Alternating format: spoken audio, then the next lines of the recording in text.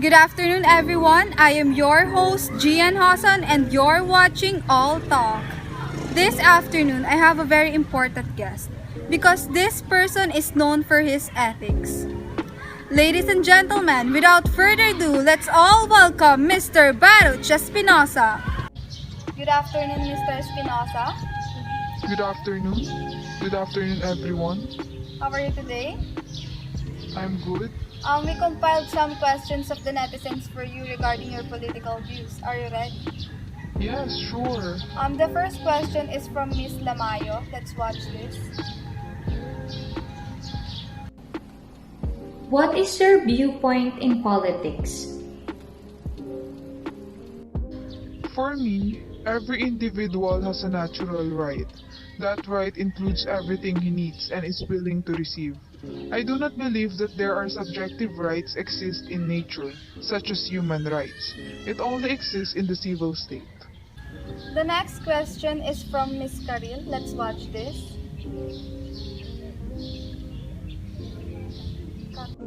What is your main idea regarding fundamental political fact? Whatever human beings can do in the state of nature, they do according to right or justice. The natural state, however, is intolerable to human beings because it leaves us insecure and anxiously uncertain of our future fortune. Thus, human beings require the guidance of reason to have found a political state. The next one is from Miss Karen. Let's watch this. In making a political paper entitled Political Treatise, what is its aim? Its aim is to prove that fundamental values of peace or stability can be achieved by various forms of government.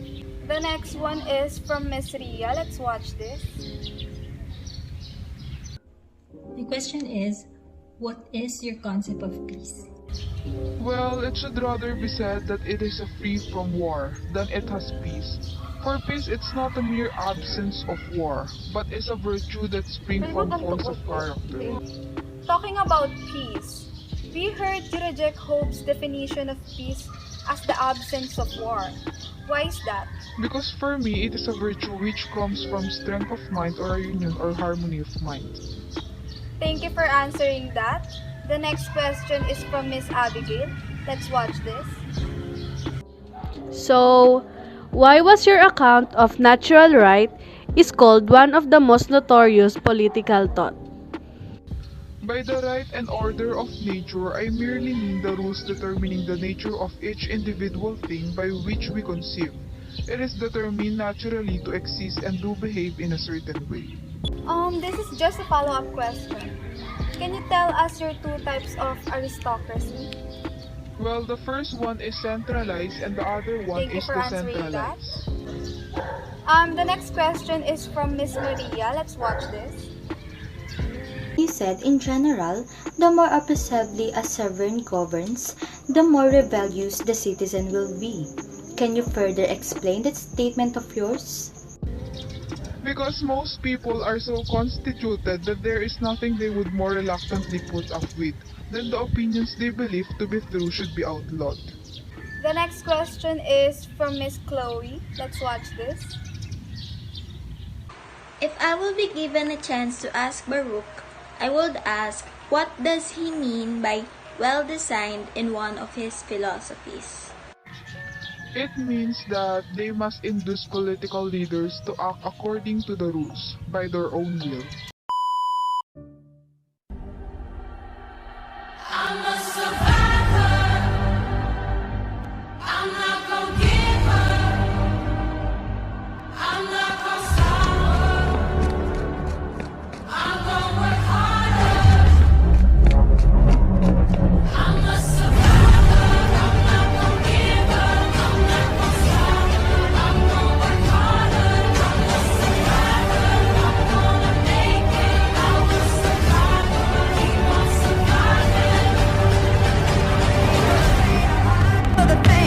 When you sweat, you lose more than just water.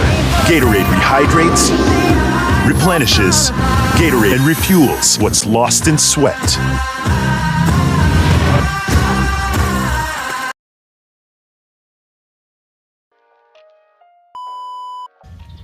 want to ask you this question.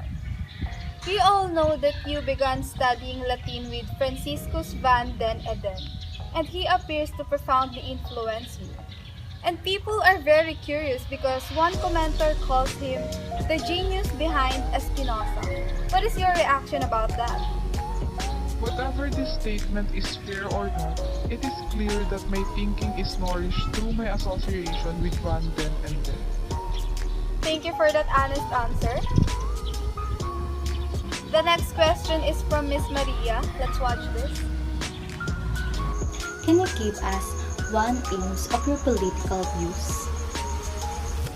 One of my aims in political writings is exhibit that, given the central role played by emotions in human inspiration and political authority are essential wickedness, human beings as they are not fit for surviving without it. Moreover, I believe that politics are useful for considerably more than other than keeping us from confusion, murder, insurgency. The next question is from Miss Abigail. Let's watch this. Next question is, you argued that a state can never succeed very far in attempting to force people to speak as their sovereign power command. What do you mean by that?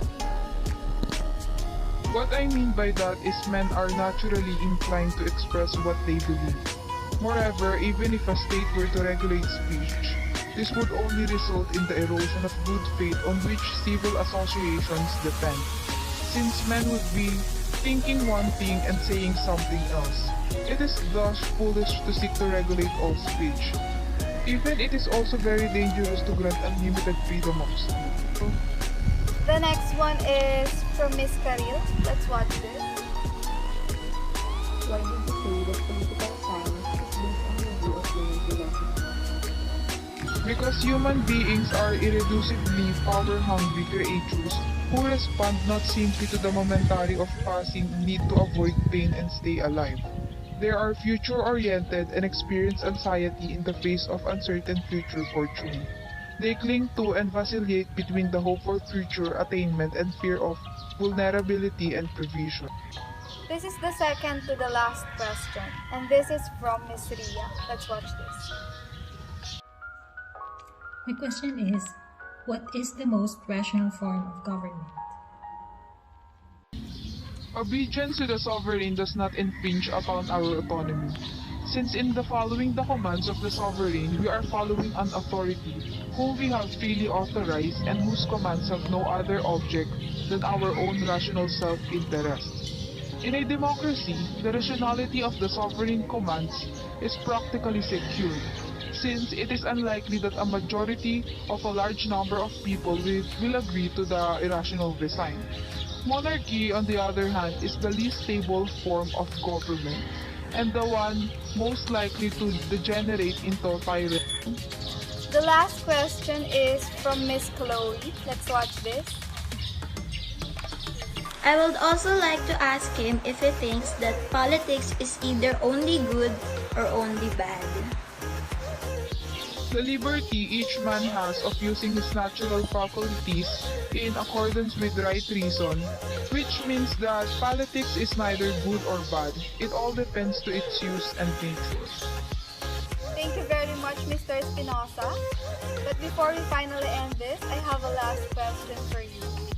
In your own perspective, what is the fundamental aim of the state? For me, the fundamental aim of the state is peace and security of life. Thank you very much, Mr. Spinoza. It's an honor for me and to the show to have you here. And I also want to say my gratitude to all the netizens who send their videos to us. Thank you very much. Once again, everyone, Mr. Baruch Spinoza.